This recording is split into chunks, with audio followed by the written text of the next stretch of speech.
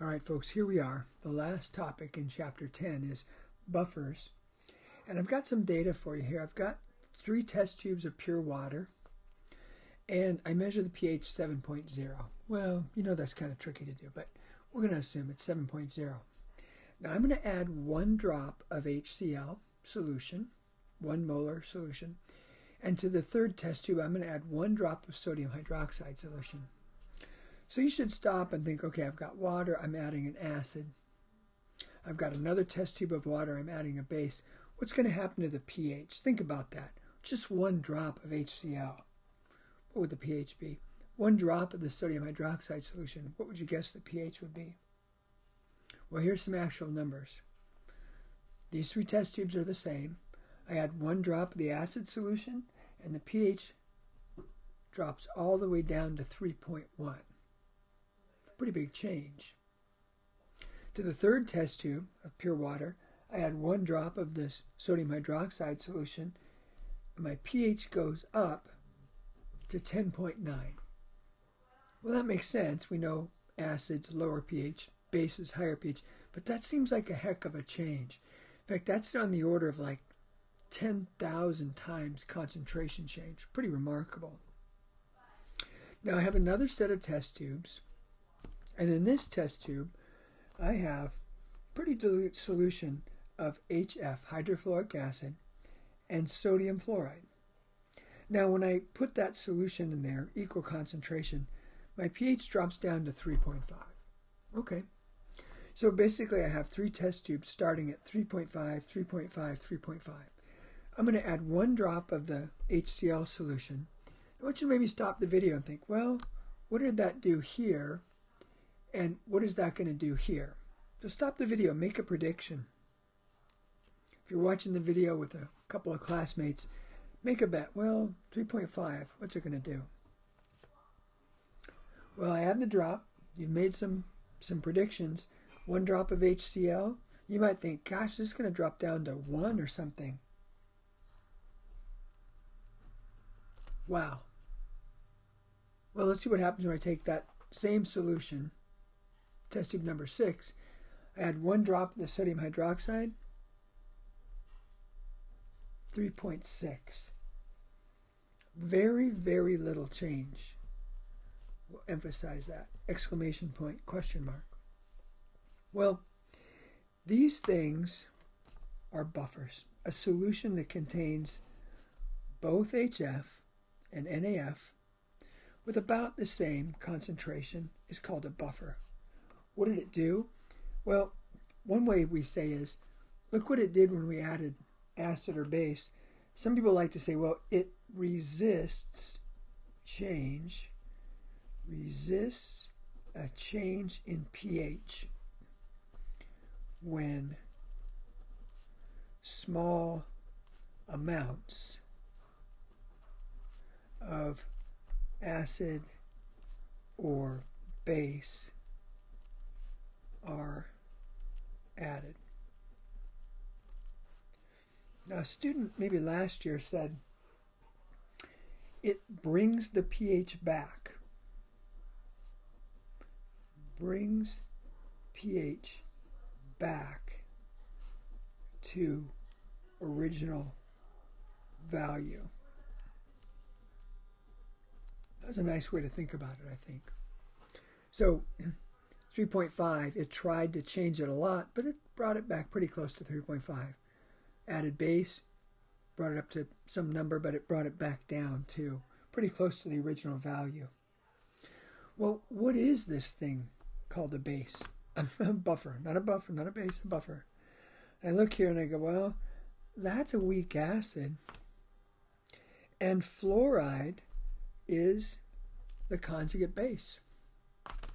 And indeed, that's what we've got.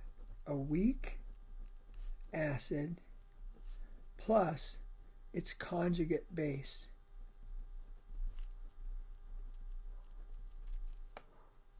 Now, let's think about how that might work. I'm going to draw a big beaker or flask or something here. And here's what I've got. HF, HF, HF. HF. I'm going to draw 6 HF molecules. Let's throw in 7 fluorides. 2, 3, 4, 5, 6, 7. Now I also have sodium in there. Plus, plus, plus, plus. That's what I've got in solution. Hydrofluoric acid, HF, fluoride, and sodium ions. Now let's think about this. If I were to add HCl to this, what's HCl going to react with? Well, it's a strong acid. It's going to react with a base, right? Oh, well, that's going to react with a fluoride. Let's think about this. What if I added the hydroxide? That's a strong base. It's going to react with an acid, right? So I think, okay, well, there are my two potential reactions. Add HCl, it's going to react with fluoride. Add OH minus, it's going to react with HF. Well, if I think about what this is going to produce, HF plus Cl minus. Here, I'm going to have H2O, if the H plus goes there, plus fluoride. Well, look what's happened. We have a solution that has fluoride, HF, and when I added the HCl, it completely reacts and is gone and just forms HF. We already had HF in there. When I add the hydroxide, it completely reacts and is gone, and look what I've got, fluoride. So when I add a strong acid or a strong base, it reacts with the base or the acid, respectively, and makes more of the stuff that's really already in there. So that's the mechanism. We could say, basically, the base, the weak base, will neutralize any added acid. The weak acid will neutralize any added base. And that's how it sort of resists a pH change. Well, let's look at the recipe a little bit.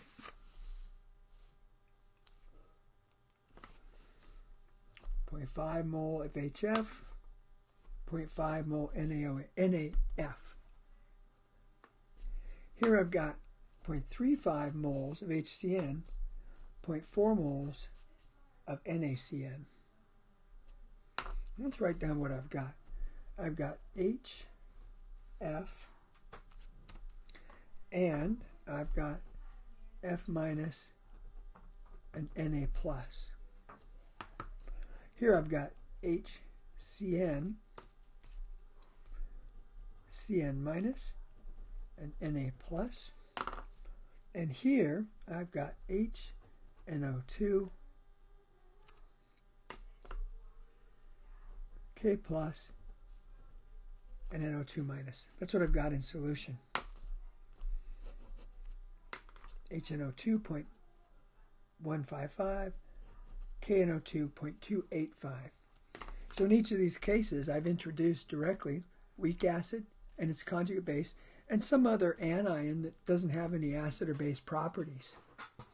So we could say a buffer recipe in general is one of those and one of those. Weak acid and the conjugate base. Now, we may not see it right here, but it can also be a weak base and the weak base's conjugate acid. Weak acid, conjugate base, weak base, conjugate acid. They go hand in hand. Now, notice the concentrations. 0.5, 0.5. 0.35, 0.40. 0.155, 0.285. Now, we're not really talking concentrations, but imagine these were all produced in 1 liter, 1 liter, 1 liter. Identical numbers. How do those two numbers compare? 0.35 and 0.40? Well, pretty darn close to the same number, right? 0.155, 0.285, in the same ballpark, around 0.2, 0.3-ish. So we can say, okay, a buffer is weak acid, conjugate base, weak base, conjugate acid, and the concentrations are roughly, very roughly, the same. Not exactly, but in the same ballpark. Like we would have 0.155 moles in a liter and 17 moles in a liter. They're in the same ballpark. So I can look at problem 10.73 and say, okay, if I have that, can I make a buffer out of these compounds? Well, I look at this and I think, oh, NH4 plus. That's a weak acid. What's the conjugate base of the weak acid NH4 plus? You might stop the video and think about that. NH3. Here I've got K plus and Br minus. Well, K plus doesn't have any acid or base properties.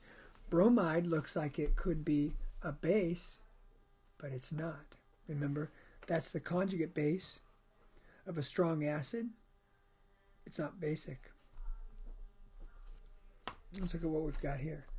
Sodium and carbonate. Sodium ions don't have any acid-base properties. I think about that. Oh, there's an anion. That's probably a base. It's not the conjugate base of a strong acid, so sure enough, anions tend to be basic. I think, yep. Now if I've got a base, I have to add the conjugate acid. There we go. Similarly here, that's acetate. So sure. So I'd have to make conjugate acid of that. H, CH3, CO2. So weak acid, conjugate base. Weak base, conjugate acid. Weak base, conjugate acid. Now, here comes a little math. Remember we said, and I've hinted about this, pH is the negative log of H plus, basically. So pKa is the negative log of the Ka value. And we know this. We said, well, the bigger the Ka, the stronger the acid. The smaller the Ka, the weaker the acid. Now let's make a little table here.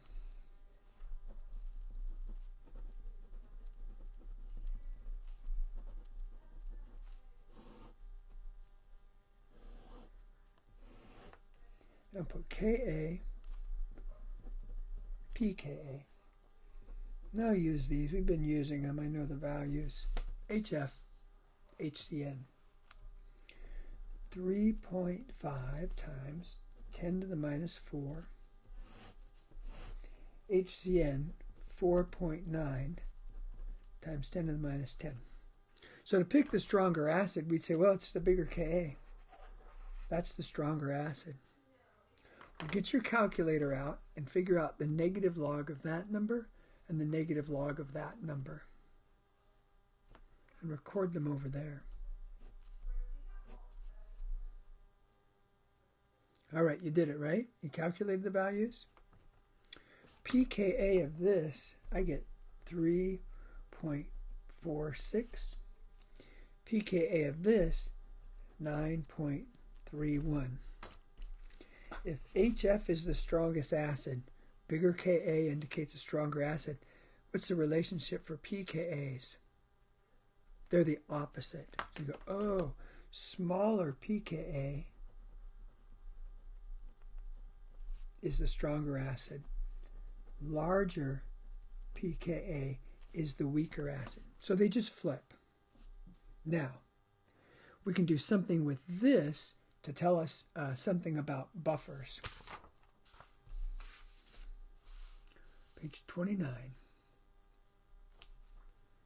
We calculated those values already. pKa was 3.46. This one was 9.31. Calculate that value again, just to get the feel on your calculator. What buttons do I hit to make that work?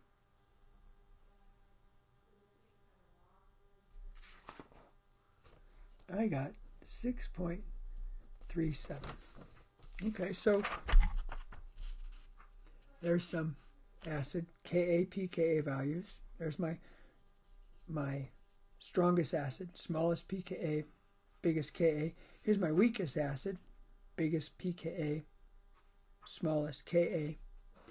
And then over here, I'm saying if I were to take this weak acid, here's a buffer range, a buffer pH I could easily hit. This weak acid, I could prepare a buffer of about 6.4. Look at the way the relationship there. What would you predict for a reasonable buffer value for HCN? How about 9.3? Do you see what's going on there? The buffer pH and the pKa value, they're around the same. So we'll say buffer pH is roughly equal to the pKa for the acid that we're using to make that buffer. Now we can say, well, the pH of the buffer pH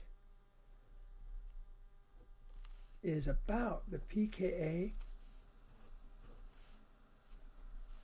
plus or minus 1.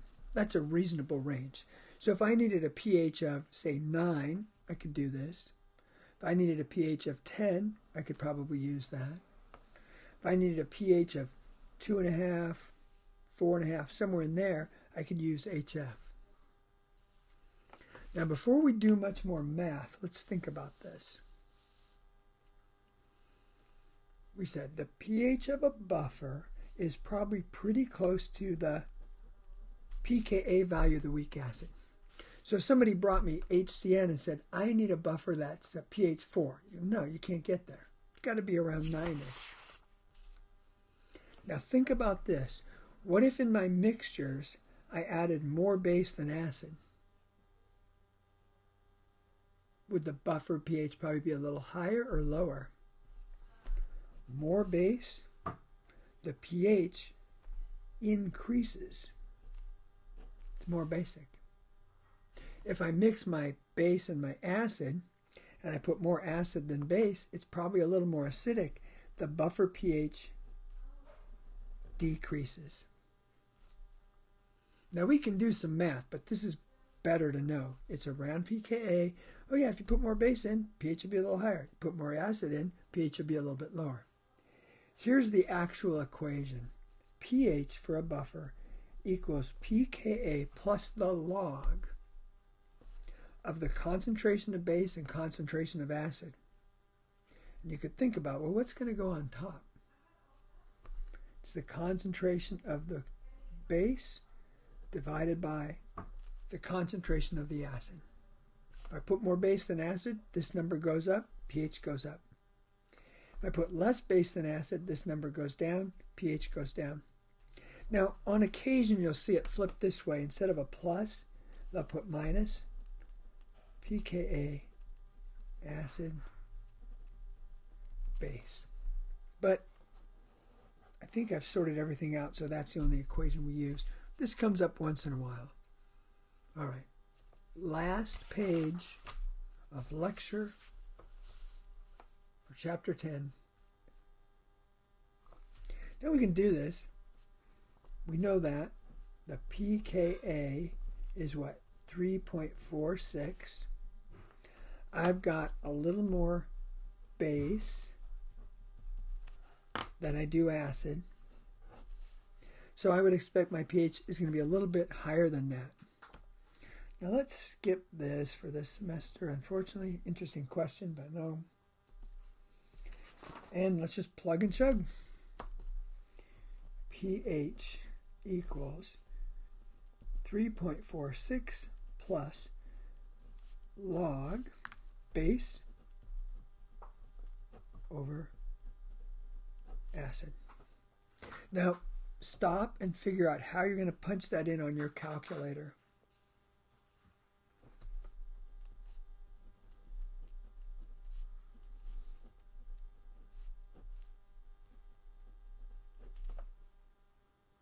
one way to do it. I ended up with 3.46 plus 0.08, which gives me a pH of 3.54 for that buffer. Perfectly reasonable. pKa is about 3.5.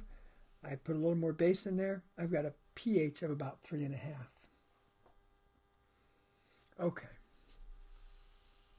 10.26. This is, I believe, the process that is being used to analyze the coronavirus. Correct me if I'm wrong. They only have RNA, right? They don't have DNA. Anyway, this is the same process that we're using to analyze the coronavirus.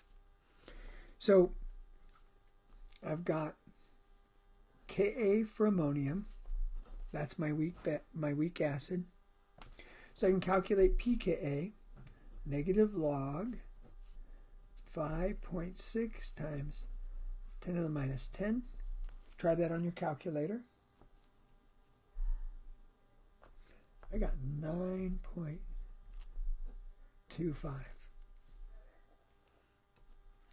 Here's my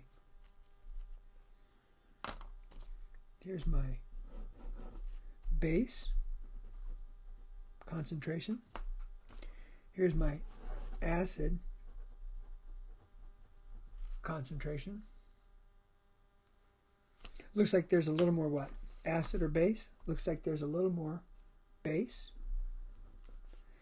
I would expect then my pH would be a little higher than pKa. And then we can plug in the numbers. pH equals 9.25 plus log 0.080, 0.050, and I end up with 9.45.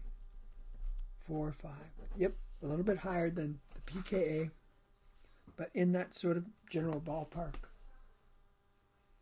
Now let's change this one. Not what's the ratio, but is there more acid or more base? So we'll just say more acid, H2CO3, or base, HCO3 minus. Now we've been given the pH of 7.40. The pKa, negative log 4.3 times 10 to the minus 7. I got 6.37. So I would expect my pH could be, about 5.4 to 7.4. It's all the way up at 7.4. Is there more acid or more base? Well, it must be more of the bicarbonate. There we go. All right, folks, thanks for hanging in there.